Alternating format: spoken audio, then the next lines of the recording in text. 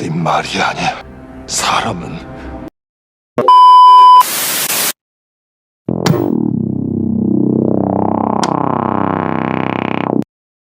What if Squid Game was never about the games? Season 3 doesn't waste a second reminding us that survival has a price, and sometimes it's your soul. We're dropped right back into the blood-soaked chaos, but something's changed. The stakes are higher, the choices are uglier. And the message? It's darker than ever. This final chapter of Netflix's global phenomenon doesn't just throw players into deadly playgrounds, it forces them to confront the monsters they're becoming.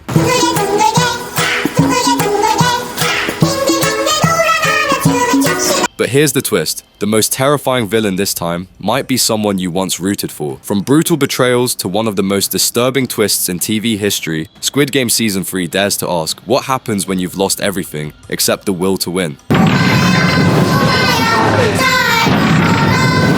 Season 3 wastes no time, no recaps, no easing in, just cold, brutal aftermath. We're thrown back into the carnage of the rebellion, blood still fresh on the arena walls. Gi-hun, once the fiery symbol of resistance, now looks like a man hollowed out. After witnessing the frontman execute Jung-bae, his closest ally, something in him dies too. The rage is there, buried deep beneath the guilt, but it's twisted, quieter now. He doesn't talk much, he doesn't need to. His haunted stare says enough. Lee Jung-jae delivers something different this season. Not a hero with a plan, but a broken man whose faith in the fight is fading. And somehow, that makes him even more real. He's no longer fighting just to end the games, he's fighting to remember why it mattered in the first place. But in the Squid Game, hesitation is dangerous. The arena doesn't care about your grief. There are no timeouts for trauma, and as the next round creeps in, the system begins tightening its grip once again. Only this time, the rules are colder, and the consequences irreversible. But guilt isn't the only thing Gi-hun has to face. A deeper betrayal is coming, and it's from someone he once trusted.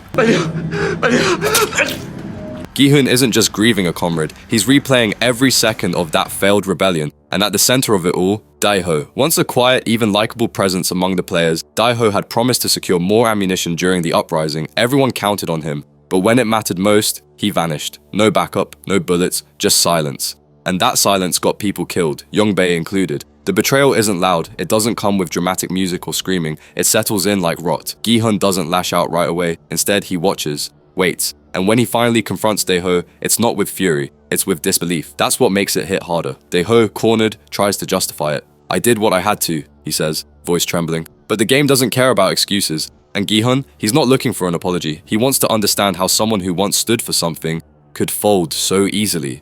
What follows is a tense, psychological cat and mouse. No trust, no allies, just two men locked in a slow-burning war, one trying to survive, the other trying to make sense of what survival even means anymore. And as their conflict escalates, the line between cowardice and strategy begins to blur. Maybe Dae-ho isn't as weak as he seems. Maybe he's just playing a different game. But in Squid Game, second chances are rare, and redemption comes at a deadly price. You thought red light, green light was brutal? Think again. Mid-season, Squid Game unleashes its most violent and psychologically twisted challenge yet. The rules, simple on paper, one team must hunt down and eliminate the other. But this isn't just another children's game with metaphorical stakes. This is literal hide-and-seek with real weapons. And no choice but to kill or be killed. Gone are the moral grey areas. No illusions of fairness, just cold tactical murder. The game strips every layer of humanity off the players, and the audience is forced to watch them descend into something savage, something terrifyingly real. This time, there's no strategy to avoid bloodshed, there's only survival. What makes it worse is how calculated it feels. The organizers have removed the dilemma from past games,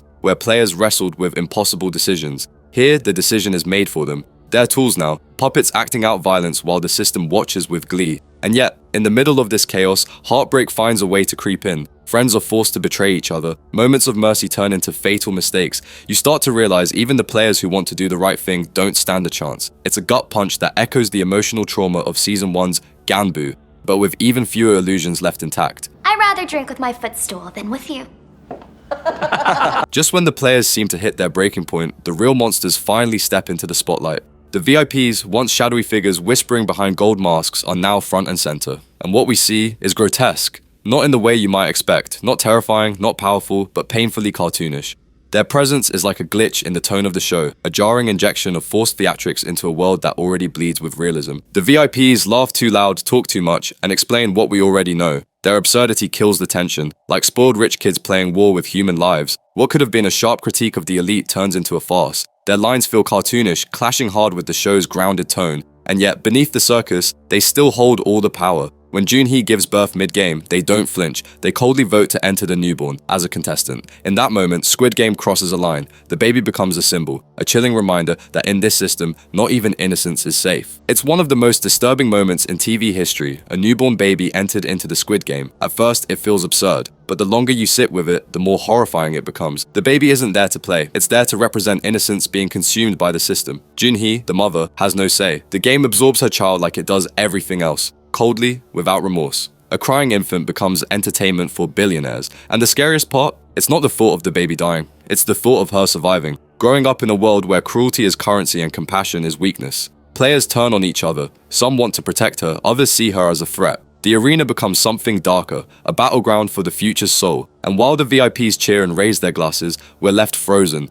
Because Squid Game no longer asks what you do to survive.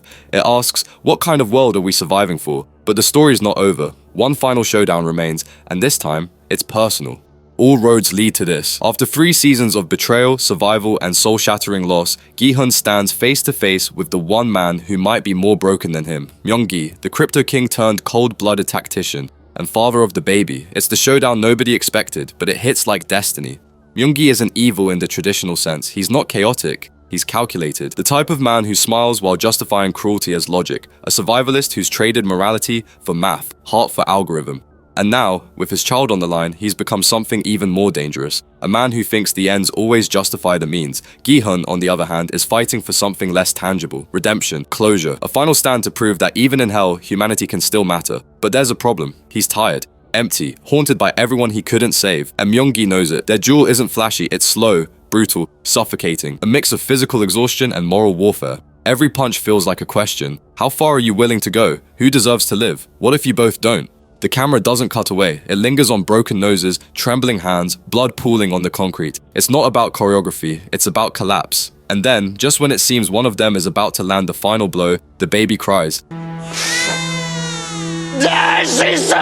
No happy ending, no justice. Gi-hun dies in the arena, not as a hero, but as a man crushed by a game he could never truly beat. He didn't win, he didn't save anyone. And maybe that's the most devastating part. The baby, still breathing, still innocent, but already trapped, handed off between faceless elites like an asset. Even the future is something to be owned. Then, one last chill, a silent cameo, a global star. Not as a player, but as a potential architect of the next game. The message? It's not over. Not because there's more story to tell, but because the real Squid Game never ends. It's a cycle, powered by inequality, spectacle, and silence. And the scariest part isn't Gi-hun's death, it's how familiar all of this feels. Squid Game isn't fiction anymore, it's just reality with the mask ripped off.